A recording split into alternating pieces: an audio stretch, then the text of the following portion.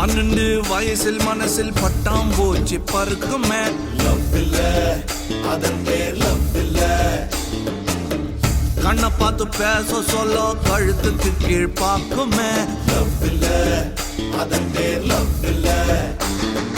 கீஞ்ச boil கவுந்து படுக்கும் போது உன் கனவிலே கிளியோபட்ரா வந்தா லவ் இல்ல. ஜவுளி கடை பொம்மைய பார்க்கும் போது உன் புத்திக்குள்ள கவுளி கத்தும் அதுவும் லவ் இல்ல.